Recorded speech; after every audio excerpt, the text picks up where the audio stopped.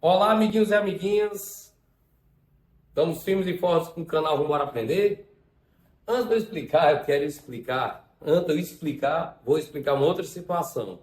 Se vocês chegarem a ouvir algum latido, é a participação especial dos nossos cachorrinhos, viu? O Draco e a Luna. Beleza? Vai ser muito comum nas nossas aulas eles quererem participar. Que eles têm uma vontade tão grande de aprender inglês ou espanhol que eles queiram responder os desafios que eu faço a vocês. Então vamos lá. Segunda aula de espanhol. E eu trabalhei na primeira aula o som das letras do alfabeto. Respondi o desafio, como é o meu nome, e creio que vocês também tenham acertado o desafio que eu propus. E agora nós vamos trabalhar com os pronomes pessoais, que desempenham a função do sujeito. Pronombres personales sujeto. Temos aqui os pronomes, os três primeiros, que participam das três pessoas do singular, primeira pessoa, segunda pessoa e terceira pessoa do singular, e temos as três últimas pessoas do plural. Primeira pessoa do plural, segunda pessoa do plural e terceira. Logicamente, se vocês fizerem um comparativo com o português, vocês perceberão uma semelhança muito grande. Só que nós vamos ver algumas diferenças dependendo do país. Vamos começar. Este pronome, ele pertence à primeira pessoa do singular. Como ele vai ser pronunciado? É aí onde começa o processo de regionalismo linguístico. É uma variação linguística de acordo com o país que se fale.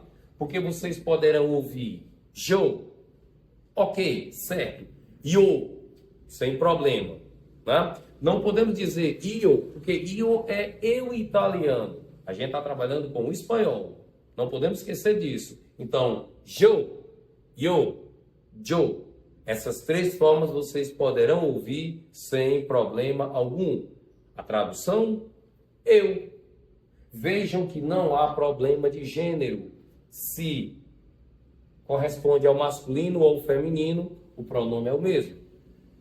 Em relação à segunda pessoa do singular, tudo vai depender aqui do país que se fale. Comumente, a segunda pessoa do singular, ela é usada este pronome aqui. É o pronome tu, que para nós a gente usa você. E este pronome ao lado, que eu até identifiquei com asterisco, é o pronome vos. Alguns países fazem uso do vos. O ato de usar o pronome tu como uma referência de pronome pessoal sujeito é chamado de tuteu. Muitos países fazem uso dele. Né?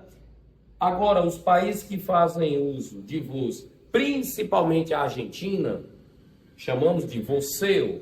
Então, quando vocês tiverem a oportunidade de estudar espanhol e ouvirem tuteu, lembrem-se, é o uso do pronome tu.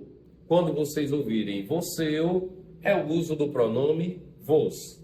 E finalizando as pessoas do singular, vamos agora para a terceira pessoa do singular. Neste caso, a gente vai ter que perceber o gênero e a situação da formalidade e informalidade. Como assim? Vamos ver. Ele é o pronome ele, usado para o gênero masculino. Tá bom? Ella ou eja, as três pronúncias são aceitas, significam ela, que nós usamos para quê? Para o gênero feminino. E temos os te. Alguns alunos perguntam se o pronome usted significa você. Pode ser considerado para um grupo muito pequeno de países que falam espanhol, países hispanohablantes que usam usted como você. Porque a maioria dos países, eles usam usted como uma situação de formalidade. É um pronome que chamamos de tratamento, significa o senhor ou a senhora. Vejam que isso já gerou muita confusão. Usted como você. Tem países que usam sim, porém a maioria usam o você como uma situação de formalidade, o senhor ou a senhora. Formalidade, para quem não sabe, é situação de respeito. Indo para as três pessoas do plural, no português seriam nós, vós, eles e elas, certo? Só que no espanhol tem a diferença. A primeira pessoa do plural vai depender do gênero. Nosotros para masculino, nosotras para feminino. A segunda pessoa do plural, que é o nosso vós, o português usa apenas um pronome, o espanhol usa dois. Vosotros para masculino, vosotras para feminino. E finalizando a nossa aulinha de hoje dos pronomes pessoais que desempenham a função do sujeito, nós temos ellos, ellos para eles, masculino, ellas, elas para feminino, e ustedes, que volta àquele caso que foi explicado anteriormente, os senhores e as senhoras. Neste caso aqui, não há problema de gênero, porque é uma forma usada para as duas situações. E aí a gente vai propor agora o desafio. Mas antes do desafio, não esqueçam de se inscrever no nosso canal, ativar o sininho para toda semana vocês receberem mais e mais vídeos explicativos, tanto da língua inglesa como da língua espanhola. Dá o seu like, compartilhar e com os comentários vocês participam dos nossos desafios, que também vocês podem tirar algumas dúvidas.